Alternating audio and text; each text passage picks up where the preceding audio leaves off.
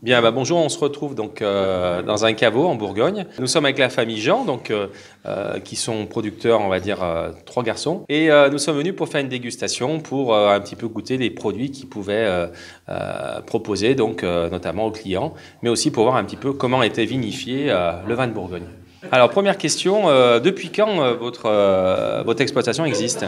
Tout d'abord, on vous remercie d'être présent ici, hein. Alors ici, c'est un domaine familial qui a été créé au début des années 80, donc par notre père. Et donc c'est mes frères Thierry ici présent et Fabrice mon aîné qui ont pris la suite, on va dire qui ont pris en main le domaine dès le départ, après avoir fait des études au lycée viticole ici, De Beaune. et après avoir travaillé chez différents patrons qui tiennent d'autres domaines. D'accord. Voilà. Si on parlait un petit peu des différentes appellations que vous produisez ou que vous vinifiez, pardon. Mm. Qu'est-ce que vous pourriez nous dire sur celles qui sont vraiment typiques de la région? Donc, des appellations typiques. Alors, nous, ici, ce qu'on pourrait appeler la typicité, c'est un petit peu notre fer de lance, puisque ici, on est en Bourgogne, et donc la typicité, c'est dû au fait que il y a évidemment la main de l'homme qui transforme le jus de raisin en vin, mais au-delà de cela, on a la chance d'être sur un parcellaire, un micro-parcellaire, grâce à nos aïeux, hein, on va dire, les moines cisterciens qui ont su découper la côte de Beaune et la côte de Nuit pour nous donner ce qu'on pourrait appeler les meilleurs climats du monde. Voilà. Donc ici, on exploite une dizaine d'hectares répartis sur la côte de Nuit et la côte de Beaune, parce qu'on fait bien le distinguo, hein, puisque c'est pas du tout la même roche, c'est absolument pas le même terroir.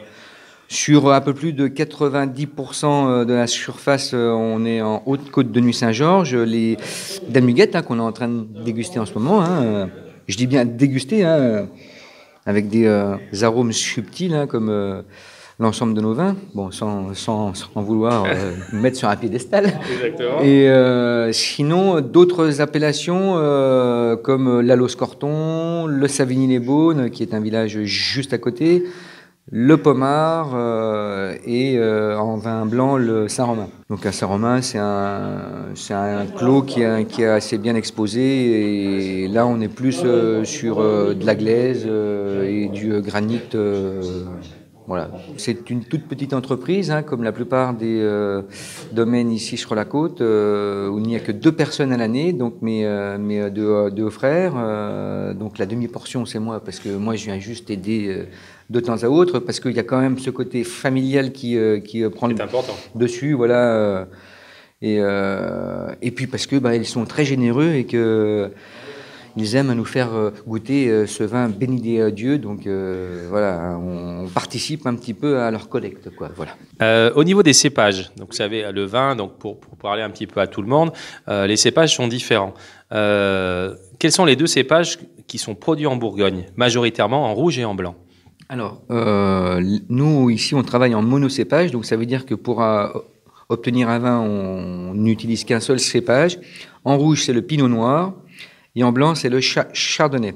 Sauf que dans le cahier des charges des différentes appellations des villages des côtes, on a droit à un petit pourcentage de pinot blanc, par exemple.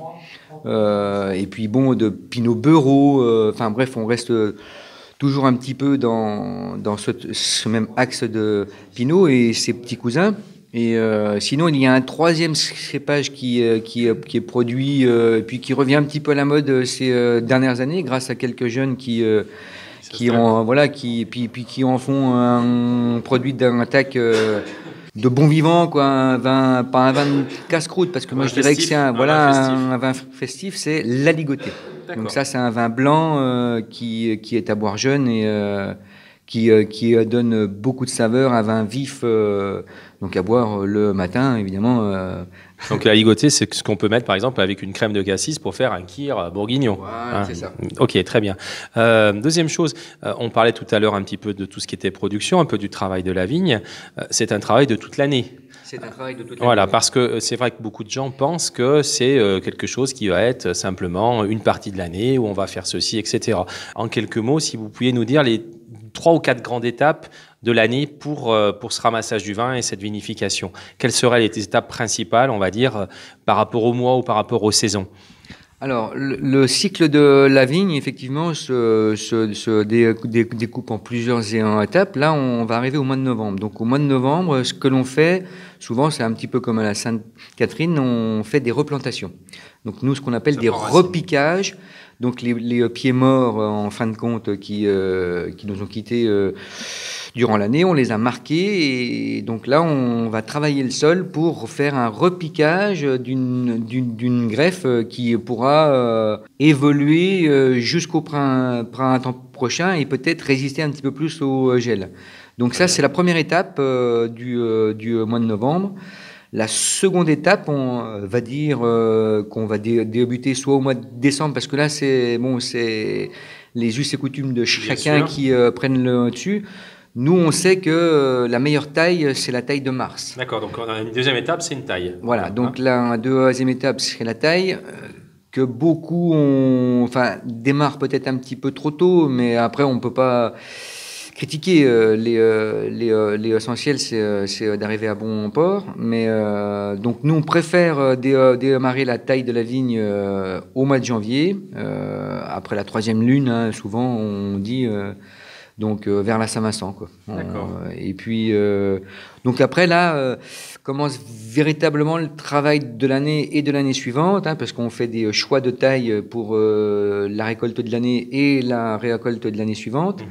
Donc ensuite on tire les bois, on attache les baguettes, et là le cycle végétatif va commencer à démarrer tout simplement. Et le gros du travail va venir avec ce qu'on appelle le travail en verre. Donc ça veut dire qu'une fois que les bourgeons ont éclos, les feuilles arrivent, et puis qu'on a les sarments qui montrent, donc là on a notre construction de palissage qui est à faire. Et donc là, c'est un travail en verre pour essayer de guider la vigne le mieux possible, avoir une belle aération, ne pas avoir une surcharge de raisin, tout tas de choses pour arriver à la récolte du mois de septembre. Juste une question, est-ce que par rapport, vous parlez tout à l'heure de vignes, est-ce qu'il y a certaines parties de vignes que vous allez tailler pendant la vigne, c'est-à-dire des grappes que vous allez enlever, par exemple, avant le ramassage définitif?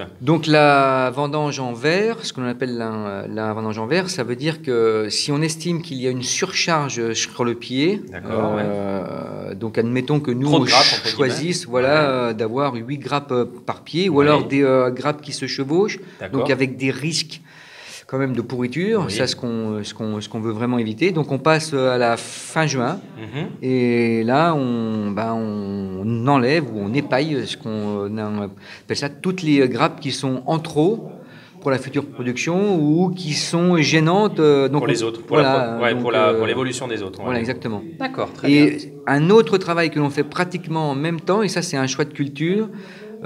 Cette année, ceux qui ont fait ce choix-là s'en sont bien ou très mal sortis.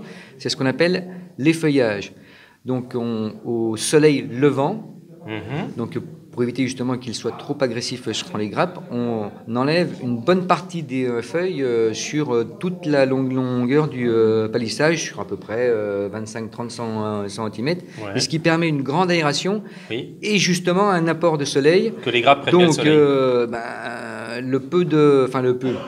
Toutes les autres feuilles qui restent, parce que nous, ce qui fait que cela fonctionne, et là les enfants, retenez bien, c'est la photosynthèse. Sans photosynthèse, il ne peut pas y avoir un résultat de fruit. Donc on est obligé de garder de la feuille, et il faut que le soleil pénètre à fond sur ces feuilles. Donc voilà. C'est aussi un travail assez récent, puisqu'il y a 20 ans, on n'entendait pas parler. D'accord, très bien. Par rapport à ça, alors après, il y a le ramassage du raisin. D'accord. La vendange. Là, vous avez, d'après ce qu'on a compris, pas mal de soucis pour trouver de la main-d'œuvre. Donc, vous faites appel à beaucoup de personnes parce que c'est un travail qui se fait manuellement, pas à la machine comme dans certaines vignes, on est bien d'accord. Après, comment ça se passe? Lorsque le raisin est ramassé, qu'est-ce qui se passe pour expliquer aux enfants et puis expliquer un petit peu comment dire, la vinification en quelques mots. Alors, en quelques mots, la vinification pour les vins rouges, puisqu'on a deux types de vinification, donc le vin rouge et le vin blanc. Donc, le vin rouge, on récolte le vin rouge, on égrappe. Bon, après ça, c'est pareil, t'as un choix de vinification. Donc, soit on égrappe, ça c'est le cycle normal. Une fois que toutes les baies sont récoltées, on les met dans des cuves. Nous, c'est uniquement en cuve en bois.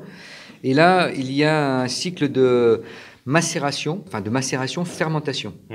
Et ce qui fait que le jus de raisin que l'on a à la base se transforme en vin. Puisque à un moment donné de cette macération et fermentation, surtout fermentation alcoolique, eh bien évidemment les faits du sucre transforment le jus en vin. Voilà. D'accord, très bien. Et donc il y a une nouvelle méthode qui arrive ces derniers temps. Chez certains domaines, c'est qu'ils font ce que l'on appelle de la vinification en grappe entière. Donc là, il n'y a pas de dégrappage.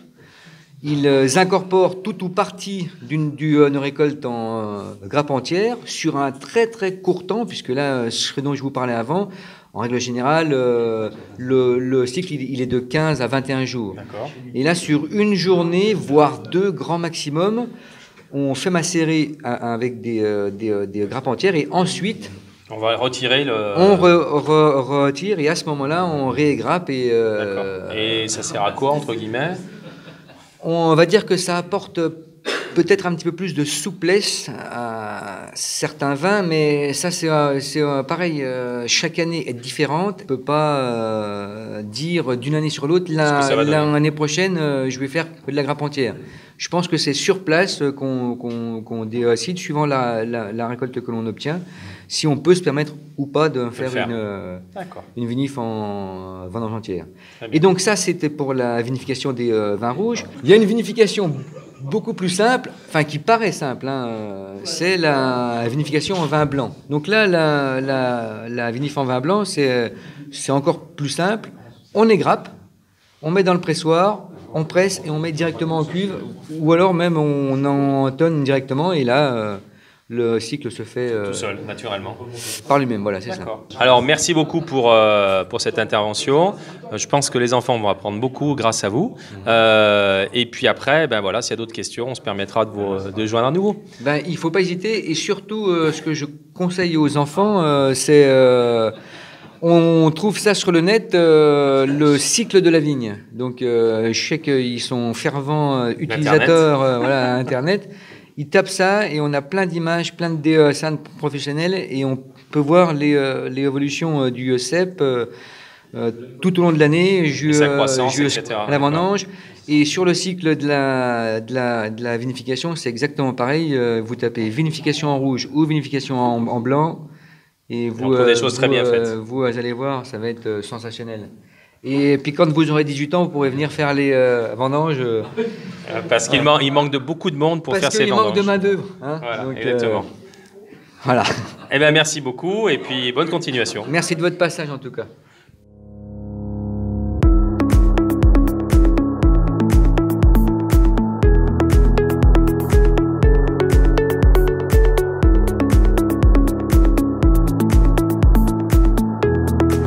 Shutterstock Music.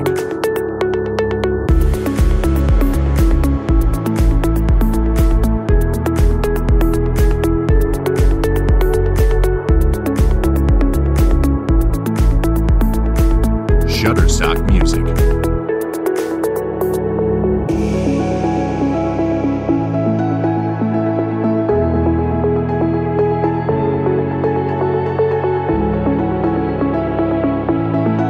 Shutterstock Music.